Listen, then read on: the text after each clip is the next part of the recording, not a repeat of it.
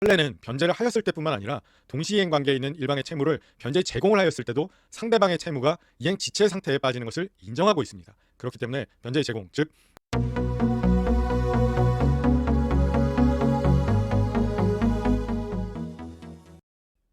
안녕하십니까. 서초동에서 법률사무소 기준을 운영 중인 전국구 부동산 전문 변호사 권충선 변호사입니다. 네, 오늘은 보증금 반환, 인도하지 않고 지연 손해금을 청구하는 방법에 관하여 말씀드려 보도록 하겠습니다. 네, 지금까지는 지연 손해금을 받기 위해서는 임대 목적물을 임대인에게 인도해야지만 동시행의 항변권을 막을 수 있고 상대방을 이행 지체에 빠뜨릴 수 있다. 이런 식으로 말씀을 드린 적이 있었습니다. 그런데 대법원 판례 중에 지난 시간에 소개드린 대법원 판례를 보면 임차권 등기 후에 인도를 하였는데 인도를 받은 임대인이 또 재임대를 하였을 경우에 그 임차인이 후속 임차인이 여전히 대항력과 우선 변제권을 갖는다. 누구의 다음으로? 임차권 등기 후 인도를 한 임차인 다음으로 후순위이긴 하지만 후순위로서의 대항력과 우선 변제권을 갖는다는 그러한 판례가 있었습니다. 그렇게 되면 현실적으로 보증금을 변제받기 어려운 상황이 많이 발생할 수 있기 때문에 그렇다면 인도하지 않으면서도 지연 손해금을 어떻게 청구할 수 있는가에 관하여 오늘은 한번 살펴보도록 하겠습니다. 보증금 반환 인도하지 않고 무엇을? 임대 목적물을 인도하지 않고 지연 손해금을 청구하는 방법에 관하여 말씀드려 보도록 하겠습니다. 우선 계약이 종료되고 나면 임차권 등기를 하고 변제 제공을 하고 이사를 합니다. 그런데 이 변제의 제공을 어떻게 할 것인가 하는 것이 오늘의 핵심 사항입니다. 어떻게 하면 상대방을 이행 지체에 빠뜨려서 이를테면 보증금 반환 채무가 이행 지체가 되면 지연 손해금을 받을 수 있게 되는데, 그러려면 확실하게 하는 것으로 지금까지 말씀드렸던 것은 임차권 등기를 한 후에 변제, 나의 임대 목적물을 반환할 채무를 이행하는 것. 그러니까 그냥 이사 가면서 집을 임대인에게 넘겨주라고 한 것이었죠. 그런데 이럴 경우에 이제 판례에 의하면 문제가 발생할 수도 있는데, 후순위 임차인이 또 들어왔을 때 내 뒤에 또 임차인이 들어왔는데 그 임차인이 보증금이 나처럼 큰 경우다. 이렇게 되면 내 보증금을 경매를 통해서 받는데 차질이 발생할 우려가 생길 수 있다는 점에 관해서는 지난 시간에 영상을 통해서 말씀드렸고요. 그러면 어떻게 해야 되느냐? 변제 제공으로 갑니다. 변제 제공은 뭐냐? 구체적으로 임대차 관계에서 임차인이 할 수 있는 변제 제공이라는 것은 일단은 대항력과 우선 변제권은 유지하기 위해서 임차권 등기를 하는 것까지는 똑같습니다. 그리고 난 다음에 이사를 가기 전에 목적물을 짐을 싹 다 비우고 한 10분 정도면 옮길 수 있는 정도의 짐을 살짝 남겨둡니다.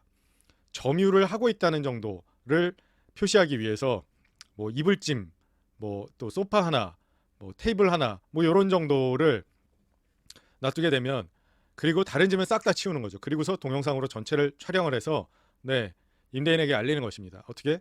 변제 제공을 한다. 내가 보증금을 반환받으면 언제든지 이 짐을 10분 정도면 다 빼고 임대인에게 임대 목적물을 넘겨줄 수 있다는 사실을 알려줍니다. 그리고 언제든지 돈을 주면 임대 목적물을 넘겨줄 준비가 되어 있으니 나에게 보증금을 반환해라. 반환하지 않으면 오늘 이후부터는 지연 손해금을 물게 되고, 소송으로 가게 되면 연 12%, 소송으로 가기 전까진 연 5%의 지연 손해금이 발생한다. 어떻게 이런 것이 가능하냐?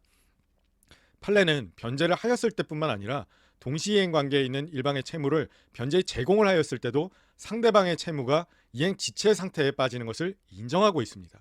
그렇기 때문에 변제 제공, 즉 내가 돈을 받게 되면 10분 정도면 내 짐을 다 빼고 바로 넘겨줄 수 있는 상태라는 것을 예전에는 입증하기가 어려웠지만 지금은 그렇죠. 동영상으로 한 바퀴 돌리고 그리고 나서 그 동영상을 촬영한 것을 카카오톡 등으로 상대방에게 전송을 하게 되면 변제 제공으로서 충분히 의미가 있게 됩니다. 그리고 나서 뭘 하느냐? 이사를 갑니다.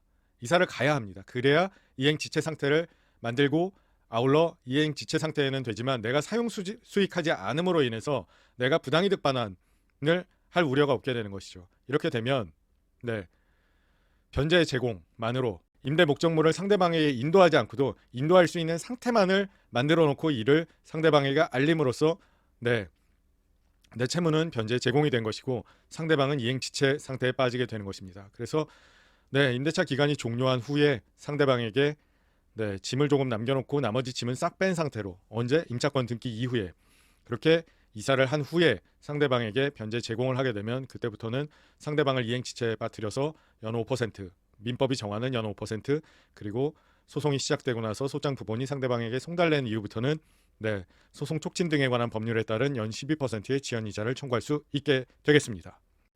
오늘은 그렇습니다. 임차권 등기 후에 인도는 하지 않고서도 변제 제공만으로 그런데 이 변제 제공은 계속되어야 합니다.